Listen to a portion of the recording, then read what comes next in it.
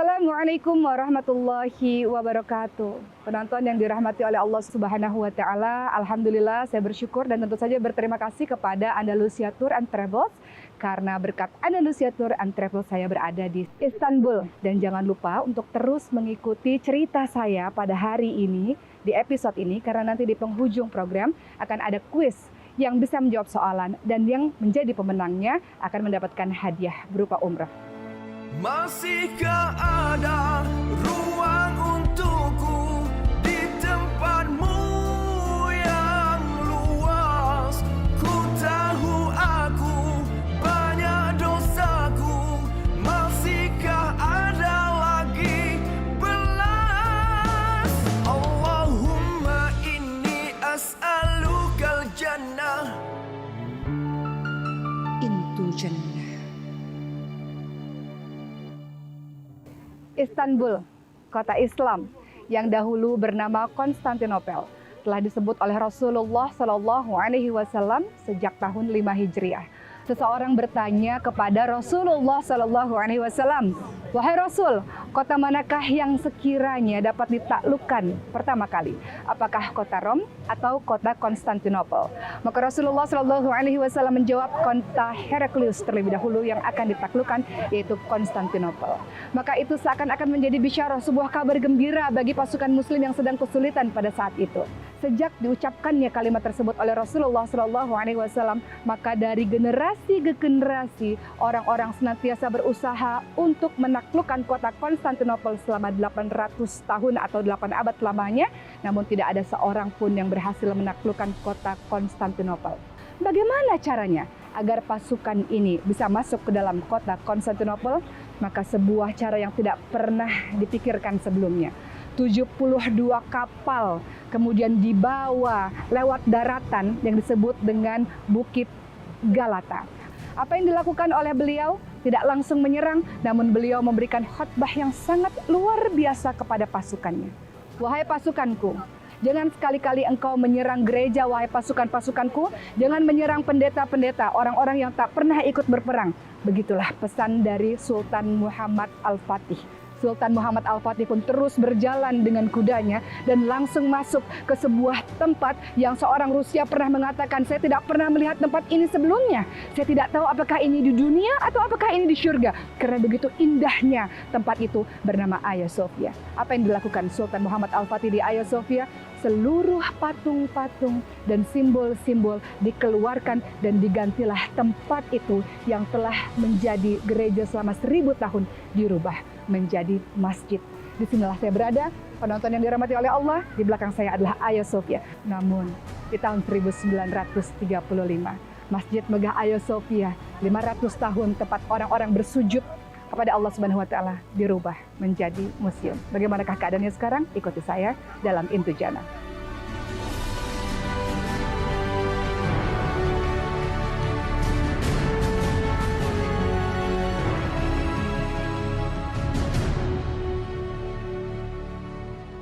Hagia Sophia atau Hagia Sophia, disinilah saya berada pada saat ini, yang sekarang fungsinya adalah sebagai museum. Dahulu, Hagia Sophia adalah sebuah gereja untuk Kristen Ortodoks selama sekitar 1000 tahun. Ketika Sultan Muhammad Al-Fatih berhasil datang masuk untuk menaklukkan Konstantinopel, beliau langsung masuk terus menuju ke Hagia Sophia ini. Semua orang ketakutan karena pada saat itu mereka semua berlindung di Hagia Sophia. Namun Sultan Muhammad Al-Fatih pun memastikan dan menjamin keamanan untuk setiap orang boleh pulang ke rumahnya masing-masing untuk melakukan ibadah dan sembahyang menurut kepercayaannya masing-masing, semuanya aman. Di Hagia Sophia inilah pada akhirnya Sultan Muhammad Al-Fatih pun membuat masjid ini atau tempat ini yang tadinya gereja menjadi sebuah masjid, dan adzan pertama kali dikumandangkan di tahun 1453 pada saat Asar. 29 Mei 1453 ketika itu hari Selasa, dan hari Jumatnya puluhan ribu umat muslim bisa bersembahyang sholat Jumat di tempat ini. Namun di tahun 1935 ketika masjid ini yang sudah berfungsi selama 500 tahun tempat beribadah, tempat bersujud oleh Kemal Atatürk dirubah menjadi museum. Disinilah semua orang dari seluruh penjuru dunia datang untuk melihat megahnya, hebatnya Hagia Sophia. Masihkah ada ruang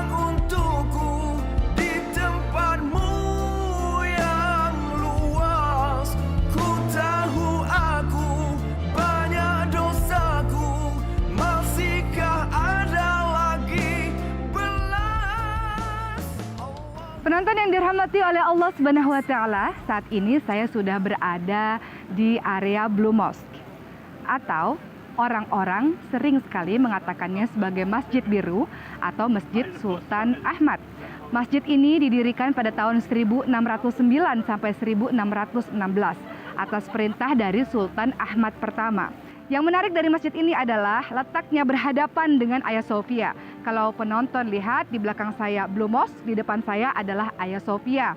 Memang masjid ini dibangun oleh Sultan Ahmad pertama untuk menyaingi kemegahan dari Hagia Sophia yang pada saat itu Hagia Sophia dibuat pada masa kejayaan Bizantium. Blue Mosque dijadikan sebagai tempat sholat dan jemaahnya kira-kira 10.000 orang. Biasanya sangat ramai pada hari-hari besar. Cerita menarik dari Blue Mosque ini antara lain adalah sebuah pintu gerbang yang terdapat rantai. Dahulu pintu gerbang ini hanya boleh dimasuki oleh Sultan Ahmad pertama dengan menaiki kuda. Karena ada rantai tersebut sehingga Sultan Ahmad pertama harus menunduk. Hal ini menunjukkan atas ketundukan dirinya di hadapan Allah Subhanahu wa taala. Seberapapun hebat diri kita sebagai seorang raja kah atau seorang penguasa kah, tapi tetap di hadapan Allah Subhanahu wa taala kita hanyalah seorang hamba. Namun sayangnya saya tidak bisa melihat gerbang tersebut, saya tidak bisa melihat rantai tersebut karena pada saat ini Blue Mosque sedang dalam tahap perbaikan. Into Jannah, into Jannah, into Jannah, into Jannah. Into Jannah.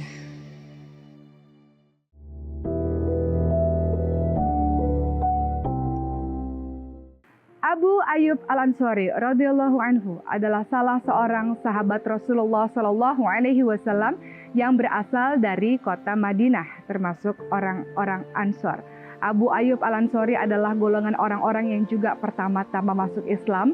Hal ini dilihat ketika Abu Ayyub Al-Ansari mengikuti Baiat Aqabah yang kedua di hadapan Rasulullah Shallallahu Alaihi Wasallam bersama 70 orang lainnya dari Madinah. Abu Ayyub Al-Ansari adalah orang yang sangat beruntung sebab ketika Rasulullah SAW hijrah dari Mekah ke Madinah, seluruh orang di Madinah berharap agar Rasulullah tinggal di rumah mereka. Namun Rasulullah SAW mengatakan diserahkan kepada untanya hendak berhenti di mana. Unta Rasulullah SAW berhenti di depan rumah Abu Ayyub Al-Ansari. Maka disitulah Rasulullah SAW tinggal selama 7 bulan sambil menunggu pembangunan masjid dan rumah beliau yang di samping masjid selesai. Abu Ayyub Al-Ansari radhiyallahu anhu terkenal sebagai seorang yang tidak pernah melewatkan perang sedikit pun. Beliau mengikuti perang Badar, perang Uhud, perang Khandaq, bahkan di akhir-akhir hidup beliau di usianya yang ke-80 tahun. Beliau ikut dalam penaklukan Konstantinopel di bawah pimpinan Yazid bin Muawiyah.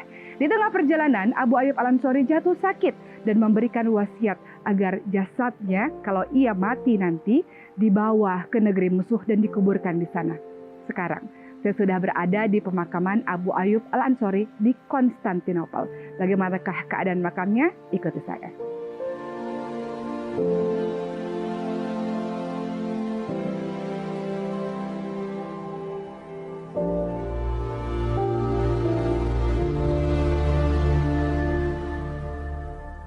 Penonton yang dirahmati oleh Allah Subhanahu wa taala, baru saja saya berziarah ke makam sahabat Rasulullah Shallallahu Alaihi Wasallam Abu Ayyub Al-Ansari radhiyallahu anhu di dalam tadi.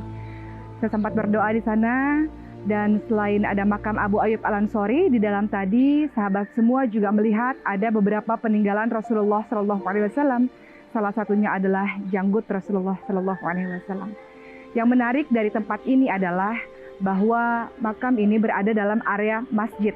Masjid yang disebut juga sebagai Masjid Abu Ayyub Al-Ansari adalah sebuah masjid pertama yang dibangun di Istanbul dalam Kesultanan Turki Utsmani. Dan kalau kawan-kawan semua melihat di belakang saya, ini adalah area pemakaman. Karena yang dimakamkan di sini adalah orang-orang hebat, orang-orang terpandang, berbagai macam ulama, anggota dewan, perdana menteri, cendekiawan muslim, dan masih banyak lagi dimakamkan di tempat ini. Saya akan berziarah dan akan berkeliling melihat keadaan masjid dan makam di tempat ini.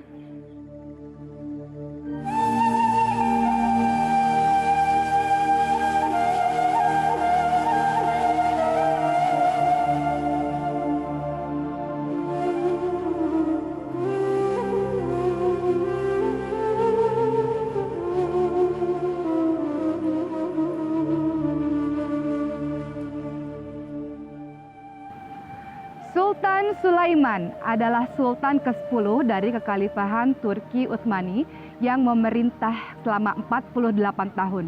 Sultan yang sangat masyhur yang ketika kekhalifahan Turki Utsmani berada di bawah kepemimpinan dirinya, wilayah Turki Utsmani menjadi sangat luas hingga ke Eropa, India, Samudra Hindia, Mediterania, sampai ke Afrika Utara. Sultan Sulaiman adalah sultan yang mengambil dasar-dasar hukum Islam yang kemudian dijadikan sebagai undang-undang kenegaraan dan hal ini diterapkan selama 300 tahun lamanya. Dan Sultan Sulaiman adalah tokoh yang sangat berpengaruh di abad ke-16 di Eropa ketika itu. Sekarang saya sedang berada di kompleks Masjid Sulaimaniyah. Di belakang saya berdiri Masjid Sulaimaniyah yang sangat megah yang didirikan di tahun 1550 sampai 1558 oleh arsitek yang sangat masyhur bernama arsitek Sinan. Yang menarik dari masjid ini adalah tidak adanya pengeras suara sebab arsitek Sinan mendesain dengan sangat hebat dan luar biasa. Beliau menanam 256 pasu atau pot di dalam dinding sehingga dengan sendirinya suara yang dikeluarkan oleh imam dan muazin bisa membesar dan orang-orang dapat mendengar walau tanpa pengeras suara. Di kompleks ini tidak hanya ada masjid, tapi juga ada tempat-tempat lainnya seperti hospital, library, tempat pemandian, dan juga makam. Ada makam Sultan Sulaiman, istri, ibu, anak, dan keluarganya, serta orang-orang penting di zaman itu di tempat ini. Masihkah ada ruang untukku di tempatmu yang luas? Ku tahu aku banyak dosaku. Masihkah ada lagi belas? Allahumma. Konstantinopel atau Istanbul, disinilah saya berada sekarang. Kenapa pada saat itu sulit sekali orang-orang untuk menaklukkannya? Diperlukan waktu 800 tahun sejak Rasulullah SAW menyebutkan nama Konstantinopel pada saat Perang Ahzab pada tahun 5 Hijriah. Sampailah kemudian 1453 Sultan Muhammad Al-Fatih berhasil menaklukkannya. Ada apa dengan Konstantinopel? Kenapa sangat susah sekali ditaklukkan? Karena Konstantinopel diapit oleh Sungai Marmara, Golden Horn, di belakang saya adalah Golden Horn, dan kemudian ada tembok-tembok yang sangat besar di sebelah barat Konstantinopel sehingga musuh susah sekali untuk masuk. Disinilah saya sekarang berada, di jembatan Galata inilah bagaimana banyak sekali rantai-rantai yang dipasang sehingga kapal-kapal dari Sultan Muhammad Al-Fatih ketika memasuki Golden Horn dari tempat ini tidak bisa masuk ke dalam Konstantinopel karena terhalang dengan rantai-rantai yang besar ini. Sampai kemudian Sultan Muhammad Al-Fatih bersama pasukannya membawa sendiri 72 kapal di Bukit Galata di depan sana. Dan saat ini saya bahagia karena saya sedang berdiri di dua benua. Di sebelah kanan saya adalah Asia, di sebelah kiri saya adalah Eropa. Di sini adalah Golden Horn dan di sebelah kanan adalah Bosporus. Saya akan melihat keadaan di sini dan saya akan meresapi bagaimana sejarah penyebaran Islam pada saat itu.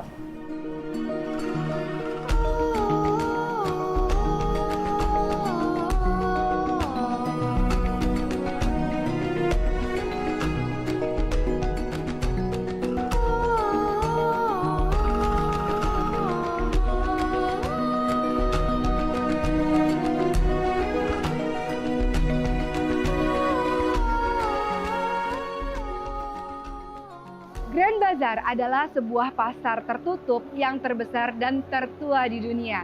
Umurnya sudah lebih dari 500 tahun. Dibangun pada masa kekhalifahan Turki Utsmani di bawah pemerintahan Sultan Mehmed II atau Sultan Muhammad Al-Fatih pada tahun 1461. Dahulu tempat ini dijadikan sebagai pusat perdagangan. Berbagai macam pedagang dari seluruh dunia melakukan jual beli di tempat ini. Dan saya melihat berbagai macam orang dari seluruh penjuru dunia datang ke sini. Ada sekitar 250.000 sampai 400.000 orang setiap harinya datang ke sini. Dan kita lihat ada 3.000 lebih kedai-kedai yang menjual berbagai macam barang-barang khas Turki. Saya akan melihat keadaan di Grand Bazar ini.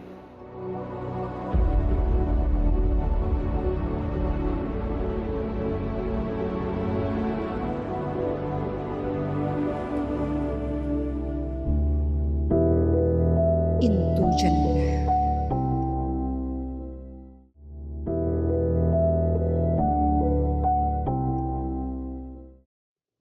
Masjid Muhammad Al-Fatih. Masjid ini terletak di distrik Al-Fatih. Masjid yang dibangun di tahun 1463 ini diperintahkan oleh Sultan Mehmed II atau Sultan Muhammad Al-Fatih 10 tahun setelah penaklukan Konstantinopel pada tahun 1453. Pembangunan masjid ini berlangsung selama 7 tahun. Sama seperti masjid-masjid Ottoman lainnya, bahwa di tempat ini tidak hanya sekedar masjid, tapi di kompleks ini juga ada dapur umum, hospital, madrasah, tempat berbagai macam orang untuk mempelajari agama, dan tentu saja pemakaman. Yang menarik dari tempat ini adalah di depan pintu masjid ada 4 wasiat dari Sultan Muhammad Al-Fatih dan setiap orang bisa membacanya. Wasiat yang pertama, setiap hari Jumat sebelum sholat Jumat harus ada 10 orang penghafal Quran membacakan ayat suci Al-Quran. Yang kedua, 20 orang selepas subuh harus membacakan ayat-ayat suci Al-Quran dan menghatamkan Al-Quran. Yang ketiga, 20 orang selepas subuh harus membacakan 70.000 kalimat-kalimat tauhid.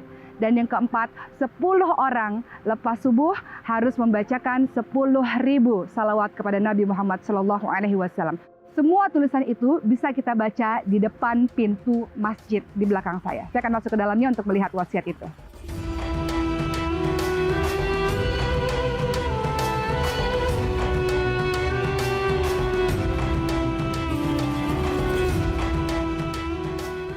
Istana Topkapi adalah sebuah istana yang dibangun di tahun 1459 atas perintah dari Sultan Mehmed II atau Sultan Muhammad Al-Fatih. Istana Topkapi ini terletak di dekat Hagia Sophia dan Blue Mosque. Istana Topkapi ini dikelilingi oleh tembok-tembok besar sepanjang 5 km. Kalau Anda semua datang kemari, Anda semua bisa melihat berbagai macam bangunan milik wanita, bangunan-bangunan berupa dapur, dan yang menarik adalah bangunan milik Sultan sendiri. Karena di dalam bangunan milik Sultan terdapat barang-barang peninggalan Rasulullah SAW dan para sahabatnya. Kita bisa melihat berbagai macam barang peninggalan tersebut seperti pedang Rasulullah SAW, gigi, janggut, bahkan tapak kaki Rasulullah pada saat Rasulullah SAW Mi'raj. Kita juga bisa melihat tongkat dari Nabi Musa alaihissalam yang tongkat tersebut dahulu di zaman Fir'aun berubah menjadi ular. Kita bisa melihat sorban dari Nabi Yusuf alaihissalam, bajunya Fatimah Az-Zahra radhiyallahu anha, dan masih banyak lagi. Dan yang menarik, di tempat tersebut ada penghafal Al-Quran yang membacakan ayat suci Al-Quran 24 jam. Dan kebiasaan ini berlangsung sejak 400 tahun lamanya. Istana Topkapi ini sempat terbengkalai karena ada salah seorang sultan yang tidak tinggal di istana ini dan kemudian memilih tinggal di Dolmabahce Palace. Oleh karena itu, Istana Topkapi sempat tidak terurus. Namun di tahun 1923 sampai 1924, tempat ini kemudian berubah menjadi museum sampai hari ini.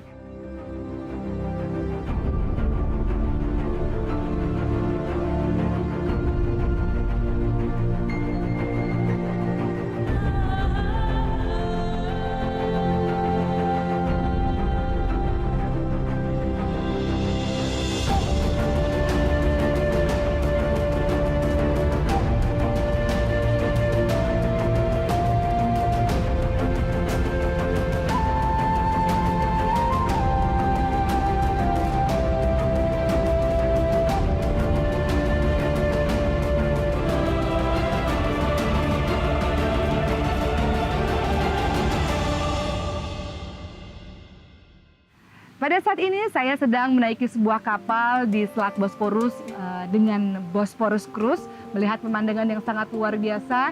Saya bisa lihat Istana Topkapi di sini, Masjid Sulaiman, saya bisa lihat Istana Dolmabahce yang membagi Istanbul atau Turki menjadi dua benua, benua Asia dan benua Eropa.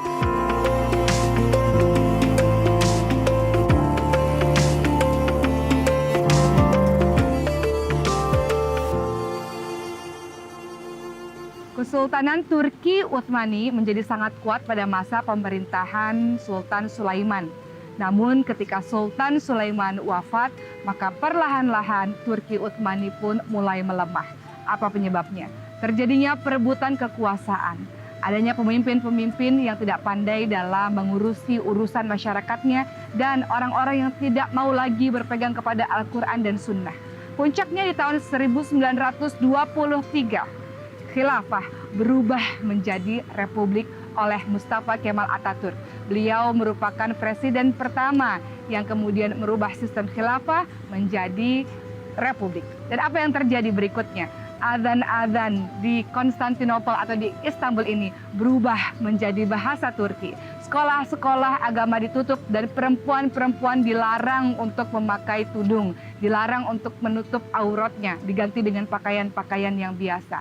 Namun alhamdulillah Allah izinkan seorang presiden bernama Erdogan yang memimpin pada saat ini mengembalikan semua hal-hal tersebut.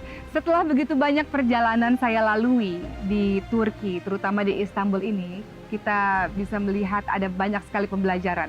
Ada Sultan Muhammad Al-Fatih yang mengajarkan kepada kita untuk bisa mendapatkan kesuksesan, kejayaan, tetap berpegang teguh kepada Al-Quran dan Sunnah.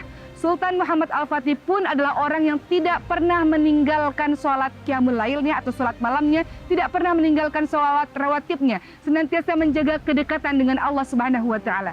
Kita bisa belajar lagi dari tokoh-tokoh yang lain, yaitu Abu Ayyub Al-Ansori, di mana di masa tuanya tetap terus ingin berjihad, hidup mulia atau mati syahid, begitulah semboyan di dalam hidupnya. Dan sampailah kita di penghujung acara. Tak terasa sudah begitu lama saya menemani Anda semua. Fabi ayyi ala'i rabbikum tukadziban, maka nikmat Tuhanmu yang mana lagi yang kau dustakan.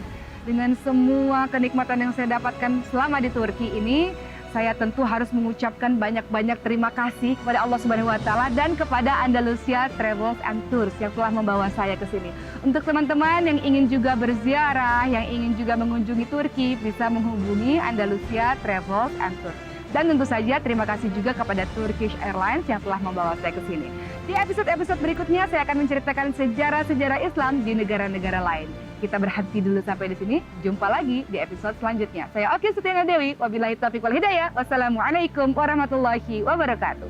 Tunjukkanlah aku jalan sebenar, agar dapat aku melangkah tenang.